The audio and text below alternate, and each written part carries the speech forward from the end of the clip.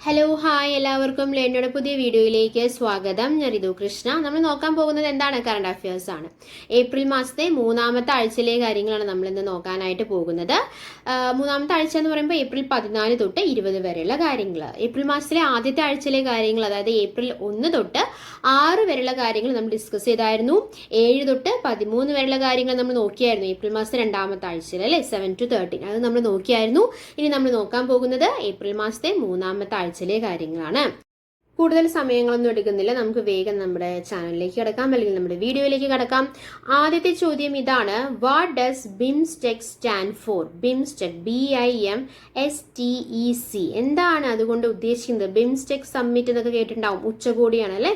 അതിന്റെ full form എന്താണ് എന്നാണ് ചോദ്യം. എന്താണ്? The right answer is Bay of Bengal Initiative for Multi-Sectoral Technical and Economic Cooperation.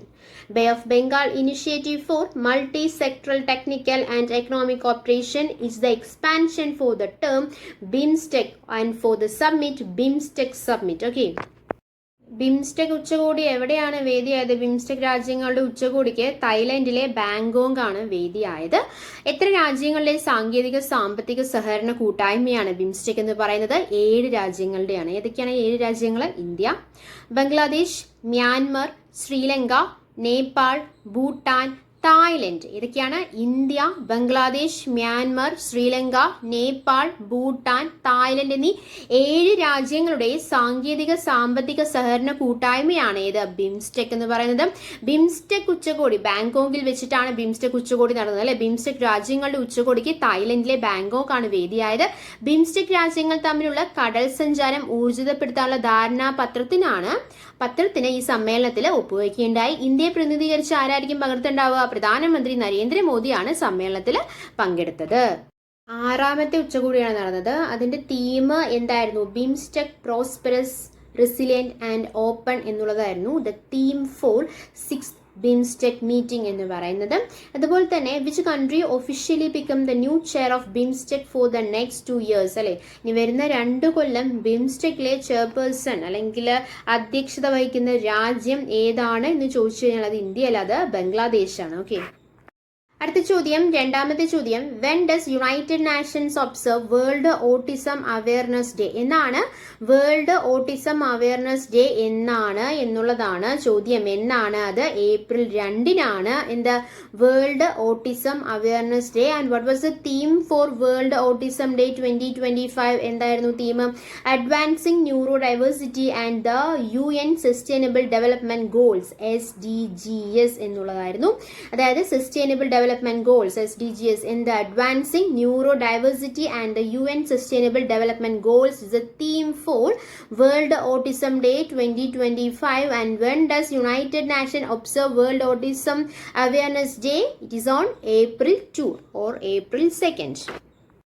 നമുക്കിനി ഏപ്രിൽ മാസത്തെ വളരെ ഇമ്പോർട്ടൻ്റ് ആയിട്ടുള്ള കാര്യങ്ങൾ നോക്കാം. ഏപ്രിൽ 1-നാണ് ഒഡീഷ ഡേ അല്ലെങ്കിൽ പ്രിവെൻഷൻ ഓഫ് ബ്ലൈൻഡ്നെസ് വീക്ക്. അതായത് ഒഡീഷ ഡേ, ഒഡീഷ രൂപീകൃതമായ ദിവസമാണ് ഏപ്രിൽ 1 എന്ന് പറയുന്നത്.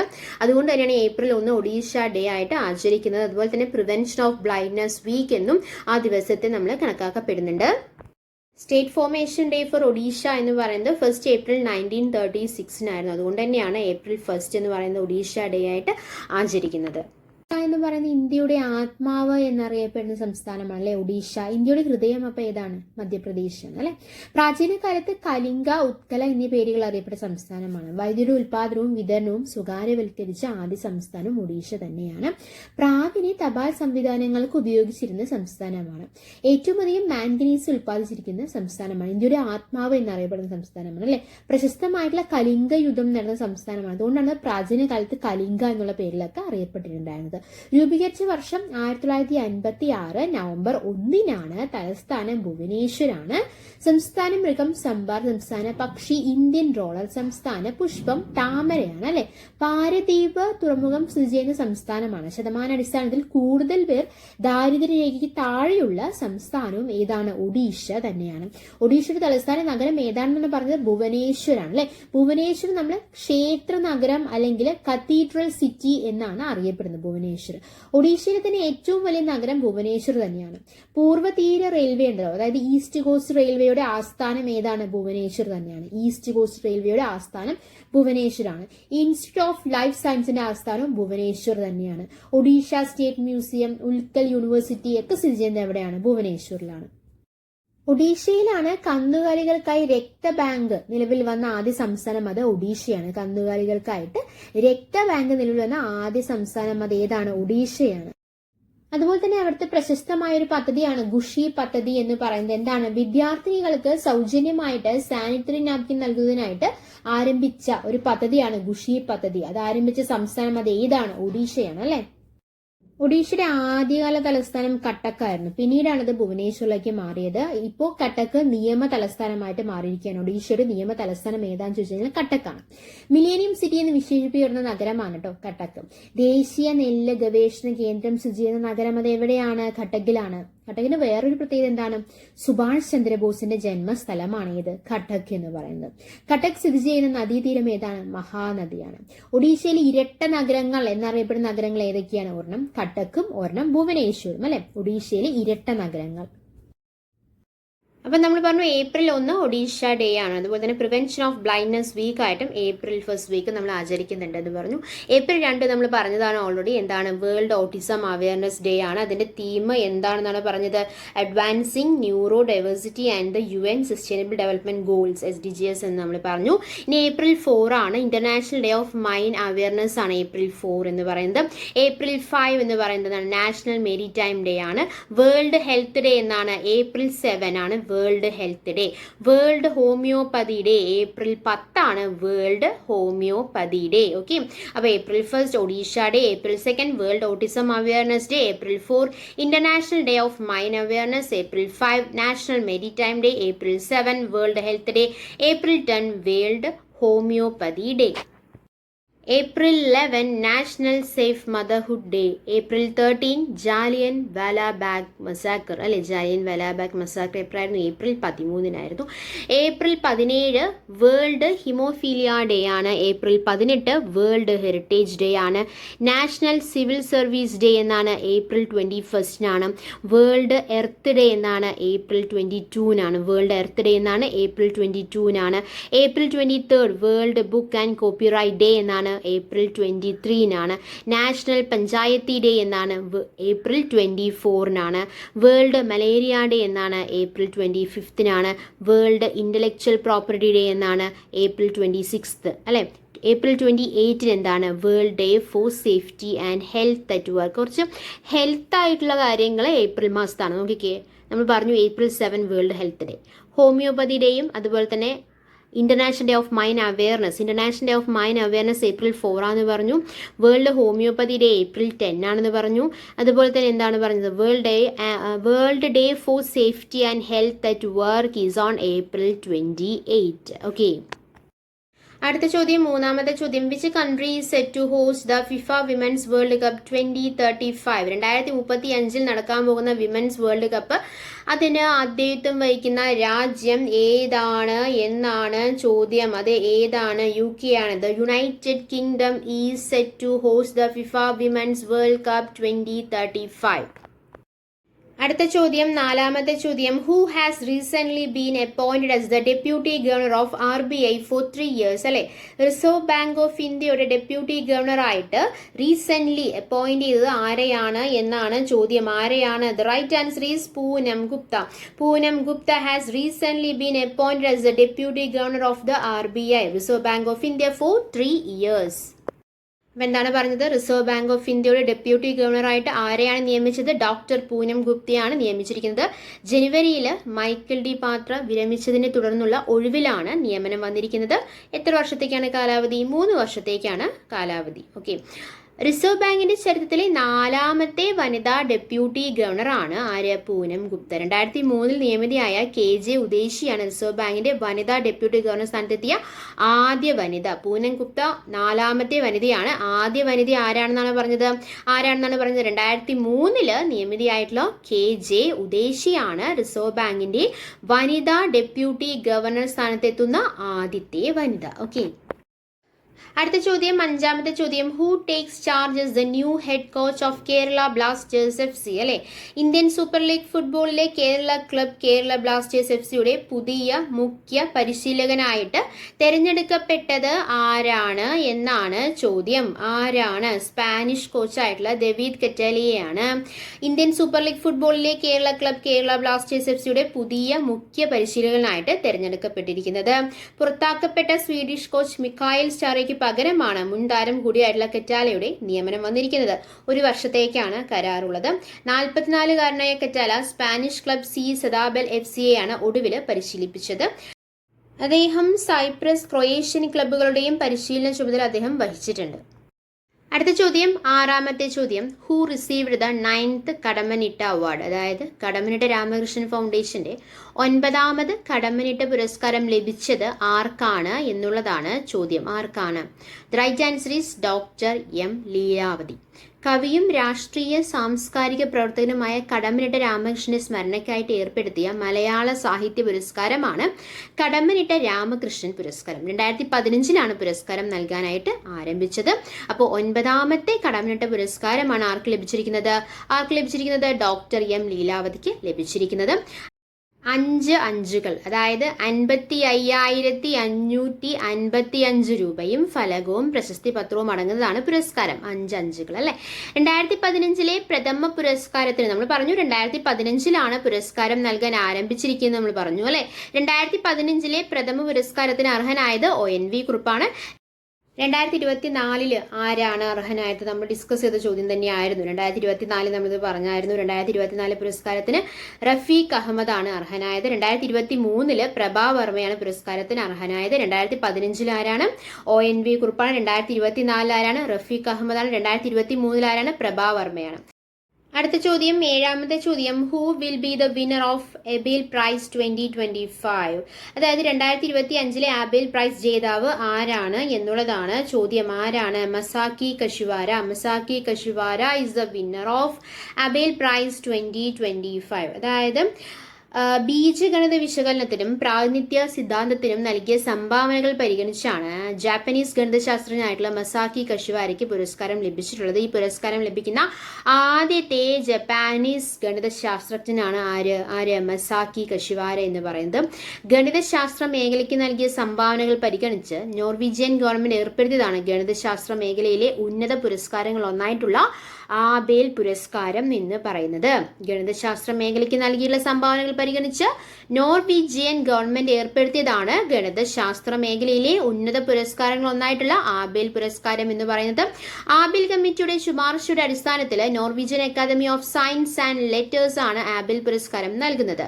19ാം നൂറ്റാണ്ടിൽ ജീവിച്ചിരുന്ന നോർവീജിയൻ ഗണിതശാസ്ത്രജ്ഞൻ നീൽസ് ഹെൻറി ആബേലിന്റെ 200ാം ജന്മവാർഷികത്തോടനുബന്ധിച്ചാണ് നോർവീജിയൻ ഗവൺമെന്റ് 2002 ആബേൽ പുരസ്കാരം ഏർപ്പെടുത്തിയിട്ടുള്ളത്.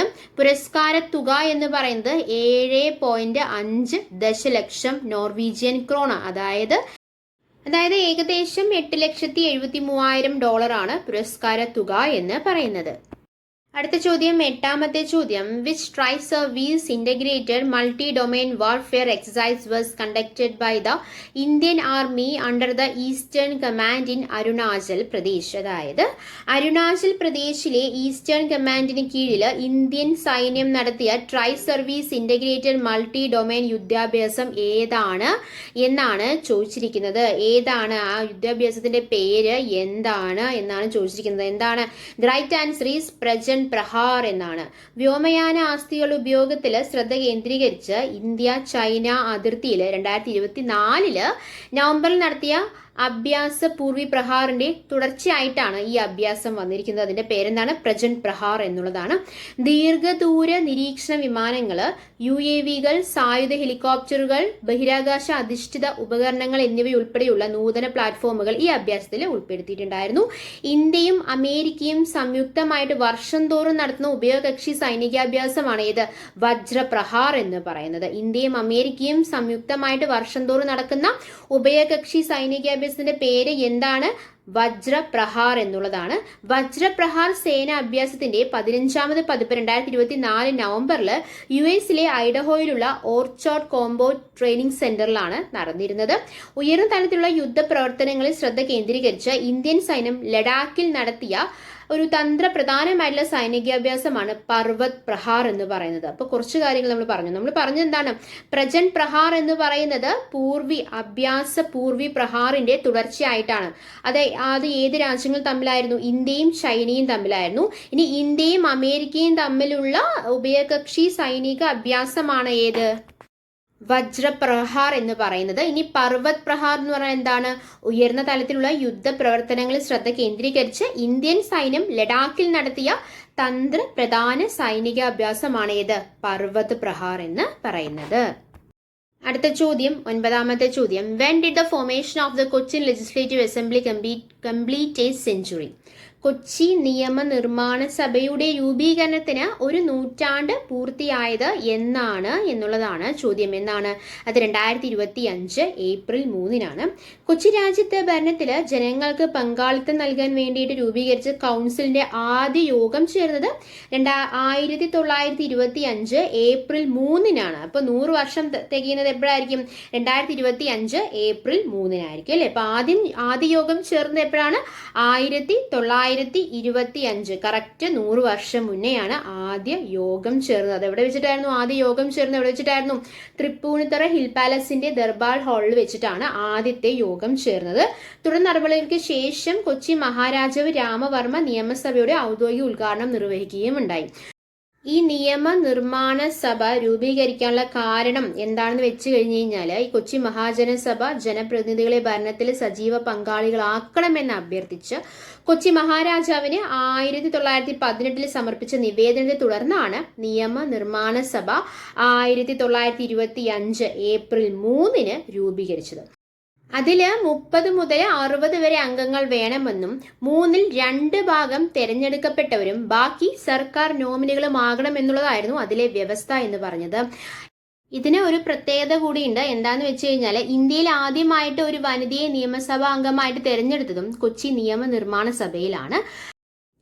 രാജ്യത്തെ ആദ്യ വനിതാ നിയമസഭാ അംഗമായിട്ട് തെരഞ്ഞെടുക്കപ്പെട്ടത് ആരാണ്? തൊട്ടേക്കാട്ട് മാധവി അമ്മയാണ് രാജ്യത്തെ ആദ്യ വനിതാ നിയമസഭാ അംഗമായിട്ട് തെരഞ്ഞെടുക്കപ്പെട്ടത്. ഓക്കെ, അടുത്ത ചോദ്യം, അവസാനത്തെ ചോദ്യം, 10ാമത്തെ ചോദ്യം. Which country will host the first BIMSTEC games in 2027? അതായത് 2027-ലാണ് പ്രഥമ ബിംസ്റ്റെക് ഗെയിംസിന് വേദിയാകാൻ പോകുന്ന രാജ്യം ഏതാണ് എന്നുള്ളതാണ് ചോദ്യം. അതായത് 2027-ലായിരിക്കും ആദ്യത്തെ ബിംസ്റ്റെക് ഗെയിംസ് നടക്കാൻ പോകുന്നത്. ആദ്യമായിട്ട് നടക്കാൻ പോകുന്നതിന് വേദിയാകുന്ന രാജ്യം നമ്മുടെ ഇന്ത്യ തന്നെയാണ്. 6ാമത് ബിംസ്റ്റെക് ഉച്ചകോടിക്ക് വേദിയായത് ഏതാ നമ്മൾ പറഞ്ഞിട്ടുണ്ടായിരുന്നു? തായ്ലൻഡിലെ ബാങ്കോക്ക് ആണ് നമ്മൾ പറഞ്ഞു. അതിൽ ഏതൊക്കെ രാജ്യങ്ങളാണ് നമ്മൾ പറഞ്ഞത്? Bangladesh, Bhutan, India, Myanmar, Nepal, Sri Lanka, Thailand എന്നിങ്ങനെ തെക്കൻ ഏഷ്യയിലും തെക്ക് കിഴക്കൻ ഏഷ്യയിലുമായിട്ട് സ്ഥിതി ചെയ്യുന്ന 7 രാജ്യങ്ങളുടെ കൂട്ടായ്മയാണ് ഏത്? ബിംസ്റ്റെക് എന്ന് പറയുന്നത് അല്ലെ. ഫുൾ ഫോം എന്തായിരുന്നു? Bay of Bengal initiative four multi sectoral technical and economic corporation എന്നുള്ളതാണ് ബിംസ്റ്റെക്കിന്റെ പൂർണ്ണ രൂപം എന്ന് പറയുന്നത്. ബംഗാൾ ഉൾക്കടൽ മേഖലയിലെ രാജ്യങ്ങൾക്കിടയിൽ ബഹുമുഖ സാങ്കേതിക സാമ്പത്തിക സഹകരണം വളർത്തിയെടുക്കുക എന്നുള്ളതാണ് ബിംസ്റ്റെക്കിന്റെ ലക്ഷ്യം എന്ന് പറയുന്നത്. 1997-ല് ബാങ്കോക്ക് പ്രഖ്യാപനം അംഗീകരിച്ചതോടെയാണ് ബിംസ്റ്റെക് സ്ഥാപിതമായത്. ബിംസ്റ്റെക് എന്ന് പറയുമ്പോൾ അതിലെ പ്രമേയം അല്ലെങ്കിൽ അതിന്റെ തീം എന്ന് പറയുന്നത് എന്തായിരുന്നു? പ്രോസ്പെറസ്, റെസിലിയന്റ് ആൻഡ് ഓപ്പൺ എന്നതായിരുന്നു തായ്ലൻഡിൽ നടത്തിയ 6ാമത് ഉച്ചകോടിയുടെ പ്രമേയം എന്ന് പറയുന്നത്. ബിംസ്റ്റെക് ഉച്ചകോടിയിൽ ഇന്ത്യ ആവിഷ്കരിച്ച സംരംഭങ്ങൾ പ്രധാനമന്ത്രി നരേന്ദ്രമോദി പ്രഖ്യാപിക്കുകയുണ്ടായി. എന്തൊക്കെയാന്ന് വെച്ച് കഴിഞ്ഞാൽ ദുരന്ത നിവാരണം, സമുദ്ര ഗതാഗതം, പരമ്പരാഗത വൈദ്യശാസ്ത്രം, കാർഷിക ഗവേഷണങ്ങൾ എന്നിവയുമായിട്ട് ബന്ധപ്പെട്ട മികവിന്റെ കേന്ദ്രങ്ങൾ ഇന്ത്യയിൽ സ്ഥാപിക്കും എന്നുള്ളതാണ് ബിംസ്റ്റെക് ഉച്ചകോടി വഴി നമുക്ക് മനസ്സിലാക്കാനായിട്ട് സാധിച്ചിട്ടുള്ളത്. അപ്പോൾ പ്രഥമ ബിംസ്റ്റെക് ഗെയിംസിന് വേദിയാകാൻ പോകുന്ന രാജ്യം ഏതാണ് എന്ന് ചോദിച്ചു കഴിഞ്ഞാൽ അത് ഏതാണ്? ഇന്ത്യയാണ്. എത്ര രാജ്യങ്ങൾ ചേർന്നാണ്? 7 രാജ്യങ്ങളുടെ കൂട്ടായ്മയാണ് ബിംസ്റ്റെക് എന്ന് പറയുന്നത്. ഏതൊക്കെ രാജ്യങ്ങളാണ്?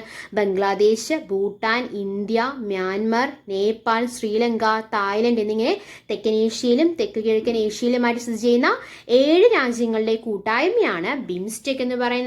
ബിംസ്റ്റെക് ഉച്ചകോടിക്ക് വേദിയായത് 6ാമത് ബിംസ്റ്റെക് ഉച്ചകോടിയാണ് നടക്കുന്നത്. അതിന് വേദിയായത് എവിടെയാണെന്നാണ് പറഞ്ഞത്? തായ്ലൻഡിലെ ബാങ്കോക്കിലാണ്. ഓക്കെ, RBIയുടെ ഡെപ്യൂട്ടി ഗവർണറായിട്ട് ആരാണ് തെരഞ്ഞെടുക്കപ്പെട്ടത് എന്നാണ് നമ്മൾ പറഞ്ഞത്? പൂനം ഗുപ്തയാണ് അല്ലെ. റിസർവ് ബാങ്ക് ഓഫ് ഇന്ത്യയുടെ ഡെപ്യൂട്ടി ഗവർണറായിട്ട് ഡോക്ടർ പൂനം ഗുപ്തയാണ് നിയമിച്ചിരിക്കുന്നത്. ആരായിരുന്നു വിരമിച്ചത്? ജനുവരിയിൽ മൈക്കിൾ ഡി പാത്ര വിരമിച്ചതിനെ തുടർന്നുള്ള ഒഴിവിലാണ് നിയമനം. എത്ര വർഷത്തേക്കാണ്? 3 വർഷത്തേക്കാണ്. കാലാവധി എന്ന് പറയുന്നത് 4ാമത്തെ വനിതാ ഡെപ്യൂട്ടി ഗവർണറാണ് അല്ലെ. റിസർവ് ബാങ്കിന്റെ 4ാമത്തെ വനിതാ ഡെപ്യൂട്ടി ഗവർണറാണ് ആര്? ഡോക്ടർ പൂനം ഗുപ്ത. 2003 നിയമിതയായ KG ഉദേശിയാണ് റിസർവ് ബാങ്കിന്റെ വനിതാ ഡെപ്യൂട്ടി ഗവർണർ സ്ഥാനത്തെത്തിയ ആദ്യ വനിത. ഓക്കെ, അപ്പൊ നമ്മൾ ഏപ്രിൽ മാസത്തെ 3ാമത്തെ ആഴ്ചയിലെ കാര്യങ്ങളാണ് നമ്മൾ ഡിസ്കസ് ചെയ്തത്. എടുത്ത കാര്യങ്ങളെല്ലാം നിങ്ങൾക്ക് വളരെ വ്യക്തമായി മനസ്സിലായെന്ന് പ്രതീക്ഷിക്കുന്നു, ഉപകാരപ്പെട്ടു എന്ന് പ്രതീക്ഷിക്കുന്നു. അങ്ങനെ ഉപകാരപ്പെട്ടിട്ടുണ്ടെങ്കിൽ, മനസ്സിലായിട്ടുണ്ടെങ്കിൽ നമ്മൾ എന്നുള്ള ചാനൽ സബ്സ്ക്രൈബ് ചെയ്യുക, സപ്പോർട്ട് ചെയ്യുക. Thanks for your time. By.